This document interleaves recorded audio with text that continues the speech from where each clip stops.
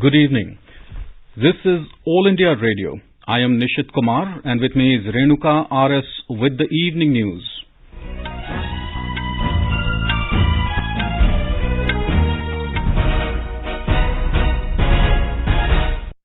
The headlines.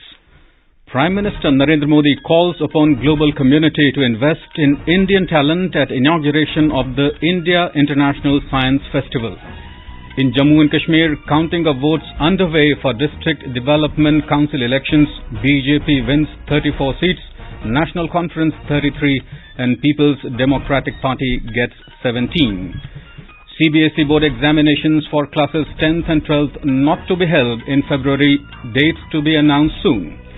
Government says new COVID strain found in United Kingdom not seen in India so far, asks citizens not to panic. And Health Ministry issues SOP for surveillance and response in wake of new variant of coronavirus. As the nation fights the COVID-19 pandemic, we begin with a message of precaution to stay safe and protected by following these three simple steps. Wear a face mask, maintain 2 gaz ki duri for social distancing, and focus on hand and face hygiene. And now the news in detail. Prime Minister Narendra Modi has called upon the global community to invest in Indian talent and innovate in the country.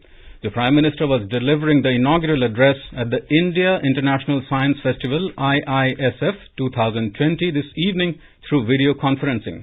Mr. Modi lauded the scientists for keeping India ahead and in a better position in the fight against corona. Through this gathering, I want to invite the global community to invest in India, to Indian talent and innovate in India. India has the brightest minds. India celebrates a culture of openness and transparency. The government of India stands ready to address any challenge and improve the research environment here. The Prime Minister said that India has a rich legacy in science, technology and innovation. India has a rich legacy in science, technology and innovation. Our scientists have done path-breaking research. Our tech industry is at the forefront of solving global problems. But India wants to do more. We look at the past with pride but want an even better future. Mr. Modi asserted that the new national education policy will help in fostering scientific temper from an early age. The Prime Minister said now focus has shifted from outlays to outcome, from textbooks to research and application. आज भारत के education system में structural reforms किए जा रहे हैं ताकि किताबी ज्ञान से आगे निकलकर स्पिरिट ऑफ इंक्वायरी को बढ़ावा मिले। 3 दशक के लंबे समय के बाद देश को नेशनल एजुकेशन पॉलिसी मिल चुकी है। इस पॉलिसी के एजुकेशन सेक्टर को फोकस ही बदल गया है। पहले आउटलेज पर फोकस था, अब आउटकम्स पर है। पहले टेक्स्ट बुक की पढ़ाई पर फोकस था, अब रिसर्च और एप्लीकेशन पर है। नई नेशनल एजुकेशन पॉलिसी एक ऐसा माहौल देश में बनाने पर फोकस कर रही है जिससे टॉप क्वालिटी टीचर्स का एक पूल देश में तैयार हो सके। ये अप्रोच हमारे नए और उभरते साइंटिस्ट को भी मदद करेगी, एनकरेज करेगी। Mr. Modi emphasized the importance of making the benefits of science and technology to all. He said science and technology is connecting the poorest of the poor with the government. He said with digital advances, India is becoming a center of evolution and revolution of global high-tech power. The Prime Minister said that India has data, demography, demand and democracy to achieve world-class scientific solutions. Mr. Modi said reforms have now been undertaken in the space sector to encourage the youth and the private sector to not only touch the sky but also the heights of the deep space. The Prime Minister stressed that the biggest challenge facing science now may be a vaccine for COVID pandemic. But the biggest long-term challenge science faces is to attract high-quality youngsters and retain them. He stressed on the need for developing science for development of the country. Science and Technology Minister Harsh Vardhan was also present on the occasion. Ministries of Science and Technology and Earth Sciences, in association with Vigyan Bharati, conceptualized the IISF to promote scientific temper in society. Launched in 2015, the goal of the 4-day-long festival this year is to help youth develop 21st century skills with a focus on scientific knowledge, creativity, critical thinking, problem solving and teamwork. The Prime Minister also addressed the centenary celebrations of Aligarh Muslim University AMU through video conferencing this morning. Speaking on the occasion, Prime Minister Narendra Modi said every citizen would get the benefits of development happening in the country without any discrimination. Mr. Modi appealed all to come forward unitedly to make new India through Atmanirbhar Bharat. मैं AMU के विशाल alumni network को भी आह्वान करता हूं कि नए भारत के निर्माण में अपनी भागीदारी और बढ़ाएं। आत्मनिर्भर भारत अभियान को सफल बनाने के लिए, वोकल फॉर लोकल को सफल बनाने के लिए बहुत कुछ किया जाना बाकी है। इसे लेकर अगर मुझे एएमयू से सुझाव मिले, एएमयू एलुमनाई के सुझाव मिले, तो मुझे बहुत खुशी होगी।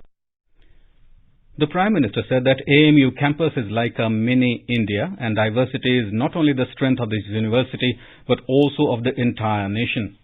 AMU campus अपने आप में एक शहर की तरह है। अनेकों डिपार्टमेंट्स, दर्जनों हॉस्टल्स, हजारों टीचर्स, प्रोफेसर, लाखों स्टूडेंट्स के बीच एक मिनी इंडिया भी नजर आता है। एएमयू में भी एक तरफ उर्दू पढ़ाई जाती है तो हिंदी भी, अरबी पढ़ाई जाती है तो यहाँ संस्कृत की शिक्षा का भी एक सदी पुराना संस्थान है। एएमयू के कैंपस में एक भारत श्रेष्ठ भारत की भावना दिनों दिन मजबूत होती रहे। Mr. Modi said school dropout rate of Muslim girl students has reduced due to government policies. He said the central government is continuously working to reduce their dropout rates. 70 साल से हमारे यहाँ स्थिति यही थी कि 70% से ज्यादा मुस्लिम बेटियां अपनी पढ़ाई पूरी नहीं कर पाती थी। इन्हीं स्थितियों में स्वच्छ भारत मिशन शुरू हुआ, गांव-गांव शौचालय बने, सरकार ने स्कूल जाने वाली गर्ल्स स्टूडेंट के लिए मिशन मोड पे अलग शौचालय बनवाए। आज देश के सामने क्या स्थिति है? पहले मुस्लिम बेटियों का जो स्कूल ड्रॉप आउट रेट 70% से ज्यादा था, वो अब घटकर 30% रह गया है। The Prime Minister also released postal stamps as part of centenary celebrations of Aligarh Muslim University. Education Minister Ramesh Pokhriyal Nishank also participated in the event through video conferencing. Agriculture Minister Narendra Singh Tomar said that the Farm Acts will benefit the farmers and strengthen the agriculture sector. He reiterated that reforms have been made in the interest of farmers and it will bring a new era in Indian agriculture. Terming the Farm Acts the biggest reforms in the agriculture sector, the minister said these reforms will provide market freedom to farmers, encourage entrepreneurship and improve the accessibility to technology. Interacting with members of the international media today, Mr. Tomar said that the government has announced MSP hikes wherein the farmers will get at least 1.5 times the cost of production. He assured that the minimum support price will continue in the future. He also said that the agriculture sector is the backbone of the Indian economy and under the leadership of the Prime Minister, the government is committed to double the farmers' income by 2022.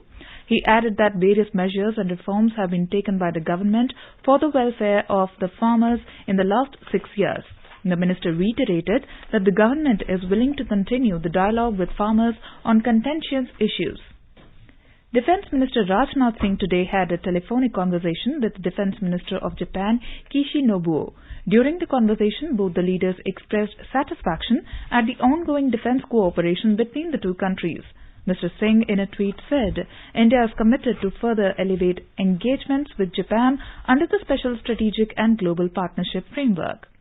Education Minister Dr. Ramesh Pokhriyal Nishank today said, keeping the COVID-19 pandemic in mind and after various consultations, the government has decided that CBSE board examinations for class 10th and 12th will not be held in February next year. He said exact dates will be announced soon. Mr. Pokhriyal said this while virtually interacting with teachers across the country on upcoming competitive and board exams. The minister said he has received a lot of requests from various students and teachers to postpone CBSE board exams for class 10th and 12th. He said being a student-centric government, it has always worked in the interest of the students. The government today said that the new strain of coronavirus found in the United Kingdom has not been seen in India so far. Briefing media in New Delhi, Member Health in Niti Aayog, Dr. V.K. Paul said there is no cause for concern and no need to panic, but there is a need to remain vigilant. He said the new strain of COVID-19 in the United Kingdom has increased the transmissibility. He said this mutation is not affecting the severity of the disease and case fatality is not affected by this mutation. He said as of now it has no impact on the potential of the emerging vaccines. Talking to reporters, Health Secretary Rajesh Bhushan said that there has been a sustained decline in COVID-19 cases in India since mid-September. He said active cases are less than 3 lakh after 163 days. The Secretary said only 24,135 new cases were registered between 16th and 22nd December against 46,301 cases registered between 4th and 10th November. He said in India, cases per million population are 7,300, which is amongst the lowest in the world. The world's average is 9,697. Case प्रति million Bharat में 7,300 हैं, विश्व में 9,600. अनेक देश ऐसे हैं जहां ये 30,000 या 50,000 से भी अधिक प्रति मिलियन केसेस दर्ज किए जा रहे हैं. डेथ प्रति मिलियन पॉपुलेशन देखें तो भारत में 106, विश्व का औसत 216 और अनेक देश हैं जहां ये 900 प्रति मिलियन या 1,000 प्रति मिलियन से भी अधिक है. The country's COVID-19 recovery rate has reached to 95.65% during the last 24 hours. More than 30,000 people have recovered from the infection. The health minister said the total number of recoveries has gone up to over 96,36,000. During the past 24 hours, 19,556 new cases were reported, taking the total number of positive cases in the country to over 1,75,000. All flights originating from the United Kingdom to India will remain suspended from midnight tonight till 31st December 2020. The Ministry of Civil Aviation had taken a decision in this regard yesterday amid growing global concerns over a highly infectious new strain of the coronavirus. As a measure of abundant precaution, passengers arriving from UK in all transit flights that have taken off or flights which are reaching India before 23:59 hours tonight would be subjected to mandatory RT-PCR test on arrival at the concerned airports. The government has issued Standard Operating Procedure (SOP) for epidemiological surveillance and response in the context of new variant of coronavirus detected in UK. The SOP describes the activities to be undertaken at the point of entry and in the community for all international passengers who have travelled from or transited through UK in the past 4 weeks from 25th November to 23rd December this year. As per the SOP, all international travellers will be required to declare their travel history of past 14 days and fill up the self-declaration form to be screened for COVID-19. For all the passengers coming from UK during the period from 21st to 23rd December 2020, the concerned state governments will ensure that all the passengers travelling from or transiting through airports in UK and disembarking in India would be subjected to RT-PCR test on arrival. In case of a positive sample, it is recommended that spike gene-based RT-PCR test should also be performed by an appropriate laboratory. Passengers testing positive will be isolated in an institutional isolation facility in a separate isolation unit coordinated by the respective state health authorities. Those who are found negative on testing at the airport would be advised quarantine at home and their monitoring would be ensured by respective state governments. The concerned airlines will ensure that prior to check-in, the traveller is explained about this SOP. In-flight announcements must also be made explaining the relevant information to the passengers. In Karnataka, the Bengaluru International Airport has launched a round-the-clock COVID-19 testing facility for the convenience of the passengers. A sample collection kiosk is set up inside the terminal and a dedicated state-of-the-art laboratory outside the airport terminal. The RT-PCR test result would be available in less than 15 minutes. A waiting lounge for COVID-19 safety protocol has also been set up. The international arrival and departure passengers can avail this facility in Bengaluru. In Maharashtra, night curfew in municipal corporation limits of the state will come into force from tonight. The 7-hour long night curfew, which will come into effect at 11 p.m., will remain till 6 a.m. The state government swung into action after a new variant of COVID-19 was identified in Britain, has also said that passengers arriving from other countries will be checked and stamped on their hands and will be home quarantined. Chief Minister Uddhav Thackeray has appealed to all the district administrative bodies in the state to be more vigilant in the wake of a new variant of coronavirus. The Chief Minister interacted with all the divisional commissioners, district collectors, municipal commissioners and district police officers. A report from our Mumbai correspondent. On the backdrop of the sudden emergence of the fast-spreading variant of COVID-19 in the UK, Chief Minister Uddhav Thackeray has said doctors in the task force should study whether there are genetic changes in the coronavirus locally and also ask them to study the treatment for the new type of coronavirus. Meanwhile, a civic official informed that as many as 591 passengers landed in Mumbai from the UK in 3 aircrafts today, adding that no COVID-19 symptomatic person was on board these flights. Out of the 591 passengers, 299 passengers were sent to various hotels where they will be kept under institutional quarantine, while the passengers from the other states will be sent to the respective states. Sweetie Jane, Yarnis, Mumbai. In Rajasthan, with 807 new cases reported today, the total number of COVID-19 cases has crossed 3 lakh mark. The effect of COVID infection has declined in all districts, including the most affected Jaipur and Jodhpur. Apart from Jaipur, no other district has reported over 100 cases. A report from our Jaipur correspondent. In the last week of November, 1,000 cases were reported daily in Jaipur and Jodhpur districts, which has now been reduced to 250. 163 cases have been reported in Jaipur, while 56 people tested positive in Jodhpur. The number of new cases remained below 10 in 13 districts of the state. No new case has been reported in Hanumangarh district. The number of active patients has also come down to 11,601. In the last 24 hours, 8 people died due to the infection. Jitendra Dwivedi, AIR News, Jaipur. Nagaland government has decided to reopen tourism sector in the state in a phased manner. A notification issued by Commissioner and Secretary Tourism today said the reopening of tourism in the first phase will be for domestic tourists only, which starts from 27th of this month with only one entry point from Dimapur by road, rail or air. The notification said every tourist will have to possess a negative report of COVID-19 test done through RT-PCR, TrueNat or CBNAT not earlier than 3 days prior to arrival to the state. It also stated that tourists concerned will be required to obtain a Tourist Inner Line Permit, ILP, which will be available only in the online mode in the first phase through the portal www.ilp.nagaland.gov.in. The tourists will have to register themselves on the Tourism Nagaland website or install Nagaland Tourism official app wherein required information and document need to be uploaded. You are listening to the evening news on All India Radio. A reminder of the headlines before we move on.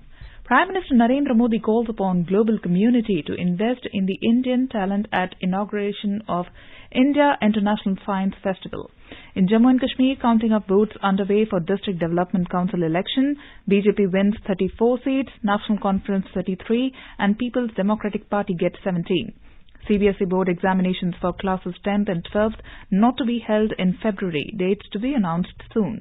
Government says new COVID strain found in United Kingdom not seen in India so far. Ask citizens not to panic.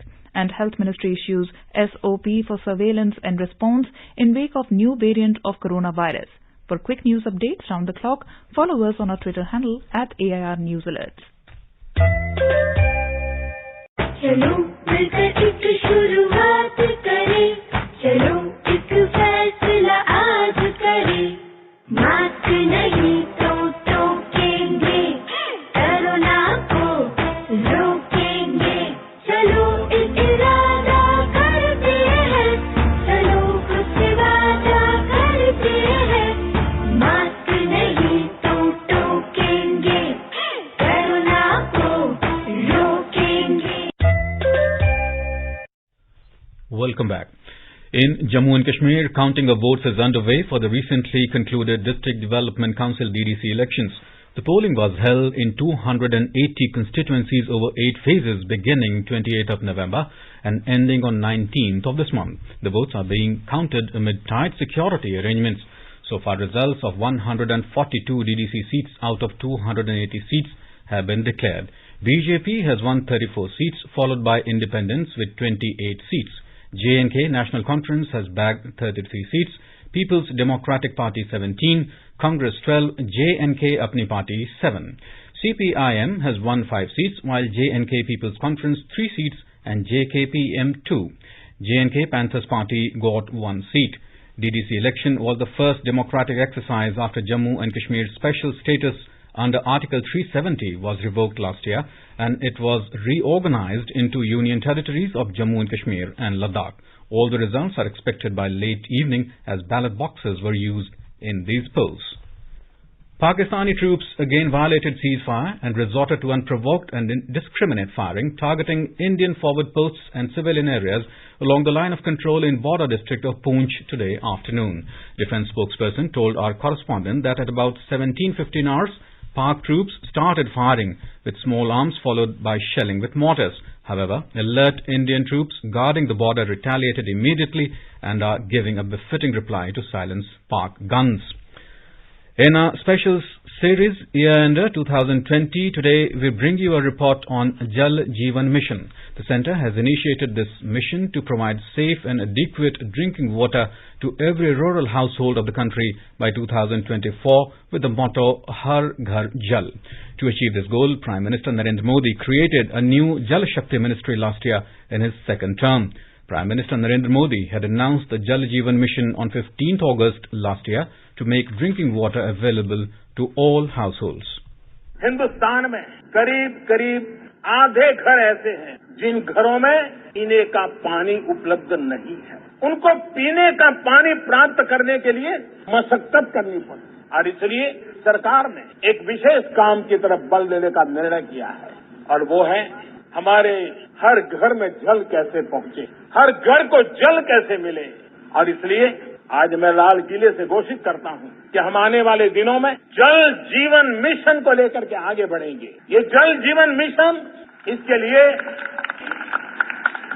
केंद्र और राज्य साथ मिलकर के काम करेंगे और आने वाले वर्षों में 3.5 लाख करोड़ रुपए से भी ज्यादा रकम इस जल जीवन मिशन के लिए खर्च करने का हमने संकल्प किया।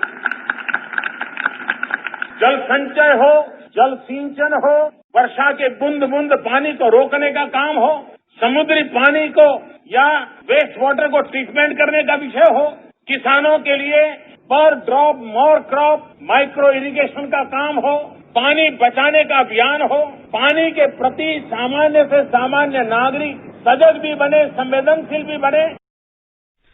Talking exclusively to AIR News, Secretary Ministry of Jal Shakti UP Singh said Goa has become the first state to have 100% functional household tap connection. He said 4 more states and union territories are likely to achieve the goal the next year. करीब 1 साल 4 महीने के अंदर 2.83 crore additional घरों को connection दे दिया गया है और गोवा पहला ऐसा राज्य बन चुका है जहां 100% कनेक्शन दिया जा चुका है। वैसे तो इसका लक्ष्य जो है कि 2024 तक हर घर को शुद्ध नल का जल राइट क्वांटिटी में दिया जाए प्रतिदिन, लेकिन ऐसा नहीं है कि सारे राज्य 2024 तक जाएंगे। जैसे गोवा ने तो इसी साल 2020 में ही लक्ष्य हासिल कर लिया है, वैसे ही 2021 में भी हम 4 राज्य Bihar, Puducherry, Telangana and Andaman and Nicobar island, वैसे 2022 में हमारा करीब 10 स्टेट्स एंड यूनियन टेरिटरीज हैं वो इसका लक्ष्य हासिल कर लेंगे। 23 में 8 और बाकी जो 9 बड़े राज्य हैं जिनमें संख्या बहुत ज्यादा है और जिनमें पहले हाउस होल्ड कनेक्शन बहुत कम था, वो 2024 तक से पूरा कर लेंगे। Our correspondent reports that under the Jal Jeevan Mission, the focus is on 256 water-stressed districts and 1,592 water-stressed blocks. The Jal Jeevan Mission aims to provide drinking water in every rural household. There are about 19 crore households in the country. Earlier, only 16% of the households had access to drinking water through tap connections. Thanks to the implementation of Jal Jeevan Mission, drinking tap water now reaches over 31% of households in the country. Government has provided tap water connections to over 278 lakh households till date. At present, more than 6 crore rural households in the country are getting potable water in their households through taps. During the COVID-19 pandemic, one of the lessons learned has been to wash the hands frequently. It requires availability of water supply within the premises of the schools and Anganwadi for drinking, cooking midday meals, hand washing and using toilets. The mission's motto has been of great help to the citizens in these challenging times. In 2020-21, a sum of 23,500 crore rupees has been allocated for the implementation of the Jal Jeevan Mission. The Jal Shakti Ministry has been implementing the Jal Jeevan Mission in partnership with states to provide potable water in adequate quantity of prescribed quality through tap connections to every rural household in the country. The idea is to ensure ease of living, improve quality of lives, and also create employment opportunities in rural areas with the tagline Har Ghar Jal by 2024. With Dipendra Kumar, Suparna Sekya, AIR News, Delhi. The United States President has conferred the highest military decoration of the U.S., the Legion of Merit Degree Chief Commander, on Prime Minister Narendra Modi. In a series of tweets, Prime Minister Modi said that he is deeply honored to be awarded the Legion of Merit by U.S. President Donald Trump. Mr. Modi said it recognizes the efforts of the people of India and the U.S. to improve bilateral ties, reflected in the bipartisan consensus in both countries about the Indo-U.S. strategic partnership. The Prime Minister said the 21st century presents both unprecedented challenges as well as opportunities. He said the India-US relationship can leverage the vast potential of people's unique strengths to provide global leadership for the benefit of entire humanity. On behalf of the 1.3 billion people of India, the Prime Minister reiterated his government's firm conviction and commitment to continue working with the US government and all other stakeholders in both countries for further strengthening India-US ties. Prime Minister Narendra Modi will address the centenary celebrations of the Visva Bharati University at Shantiniketan on Thursday morning through video conferencing. The Prime Minister is the Chancellor of the university. The Governor of West Bengal and Union Education Minister Ramesh Pokhriyal Nishank will also be present on the occasion. Founded by Gurudev Rabindranath Tagore in 1921, Visva Bharati was declared to be a central university and an institution of national importance by an Act of Parliament in May 1951. The Sensex and Nifty today recovered 1%, even as other Asian equity indices were negative. A report from the Business World.